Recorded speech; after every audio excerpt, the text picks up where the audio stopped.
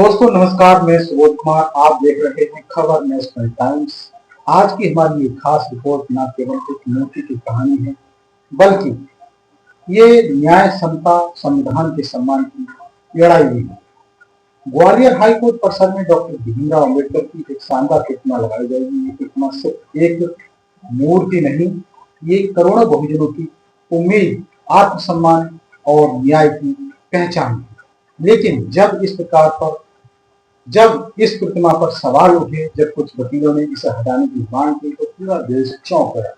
अब खुद हाईकोर्ट की चीफ जस्टिस ने क्या बड़ा आदेश दिया है और उन वकीलों के खिलाफ क्या कार्रवाई हो रही है जिन्होंने बाबा साहब के सम्मान पर हमला किया, जानेंगे आज इस रिपोर्ट में विस्तार से।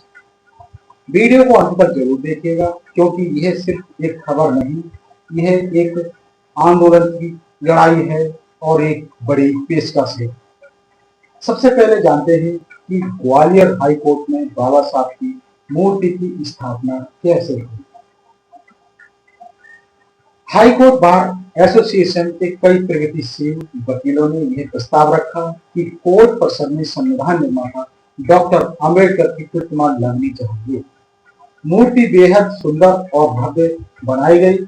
बाबा साहब हाथ में संविधान लिए खड़े हैं। ये प्रतिमा न्याय के मंदिर में न्याय की सबसे ऊंची आवाज को सम्मान देने के लिए लगाई गई। स्थानीय प्रशासन ने भी अनुमति दी और कई न्यायाधीशों, वकीलों और सामाजिक संगठनों की उपस्थिति में इसका अनावरण भी किया गया। इस क्षण ने पूरे देश के बहुजन समाज को गर्व से भर दिया और उसका गर्व से सर ऊंचा कर दिया। लेकिन इसके कुछ ही दिन बाद एक वर्ग के कुछ वकील, जिन्हें सामाजिक न्याय से चिढ़ है, जो चाहते नहीं बाबा साहब को, उन्होंने इस मूर्ति को हटाने की मांग शुरू कर दी। इन वकीलों ने बार एसोसिएशन को ज्ञापन दिया और कहा कि कोर्ट परिसर में किसी भी व्यक्ति की मूर्ति नहीं होनी चाहिए। अब सवाल ये उठता है कि जब देश भर की अदालतों में महात्मा गांधी, सरदार पटेल और अन्य नेताओं की मूर्ति लगी है, तो फिर अंबेडकर जी की मूर्ति से ही परेशानी क्यों? क्या ये संविधान के निर्माता से डरते हैं या फिर बहुजन समाज के आत्मसम्मान से घबराहट है? ये वही मानसिकता है जो बाबा साहब के समय में थी और आज भी कुछ जगहों पर जिंदा है। जैसे ही ये विवाद बढ़ा, मामला चीफ जस्टिस के संज्ञान में भी आया। मध्य प्रदेश हाई कोर्ट के चीफ जस्टिस रवि विजय कुमार मलिमठ ने इस पूरे प्रकरण पर बड़ा आदेश जारी किया। ये आदेश क्या है? उन्होंने क्या कहा? अदालतों में संविधान की सर्वोच्चता होनी चाहिए और संविधान निर्माता को उच्च सम्मान भी मिलना चाहिए। चीफ जस्टिस ने संबंधित अधिकारियों से रिपोर्ट तलब की और उन वकीलों की पहचान करने को कहा जो माहौल बिगाड़ने की कोशिश कर रहे हैं। उन्होंने साफ निर्देश दिया कि यदि कोई व्यक्ति या वकील जातिवादी आधार पर अंबेडकर की प्रतिमा का विरोध कर रहा है तो उसके खिलाफ कड़ी अनुशासनात्मक कार्रवाई होनी चाहिए। चीफ हाई कोर्ट के जस्टिस ने कहा। अब बात करते हैं उन वकीलों की जिन्हें सोशल मीडिया पर मनुवादी लॉबी कहा जा रहा है। इन वकीलों का इतिहास देखिए। पहले भी उन्होंने आरक्षण विरोधी याचिकाएं दायर की और कई बार बहुजन कृतिकों का अपमान किया। इस बार भी उन्होंने वही किया, बहुजन एकता और अम्बेडकरवादी चेतना को चोट पहुंचाने की कोशिश की। लेकिन इस बार जवाब पहले से अलग है। देश भर के वकीलों ने ग्वालियर के इन विरोधियों के खिलाफ मोर्चा खोल दिया। Doctor Ambedkar lawyers association, SC/ST वकील संघ और प्रगतिशील संगठनों ने मांग की कि इन वकीलों की बार काउंसिलों से सदस्यता रद्द कर दी जाए। इस पूरे मामले पर देश भर की प्रतिक्रिया जबरदस्त रही है। ग्वालियर,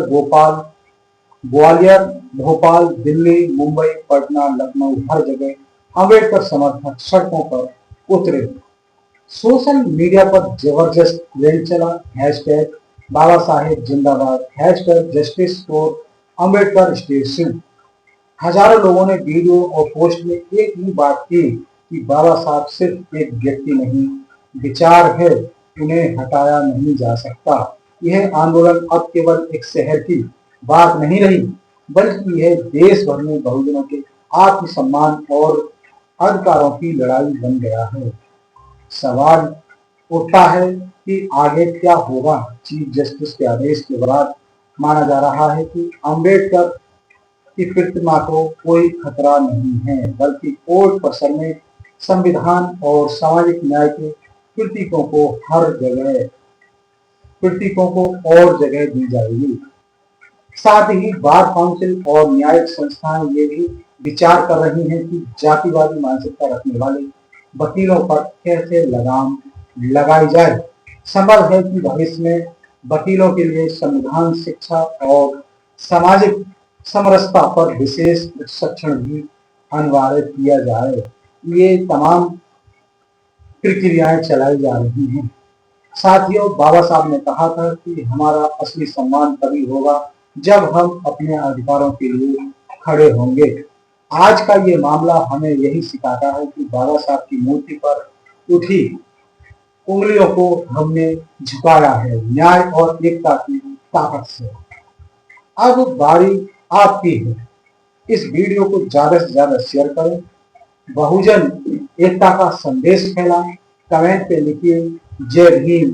अगर आप भी अंबेडकर के संविधान के साथ हैं और अगर आप ऐसी ही न्याय और संघर्ष की कहानियां रोज देखना चाहते हैं तो चैनल को सब्सक्राइब करें और बेल आइकन जरूर दबाएं, जिससे कि आपके पास इसी तरह के बहुजन सशक्त और रोचक कहानियां आती रहें। तो मैं सुबोध कुमार फिर आऊंगा एक नई और बड़ी खबर के साथ।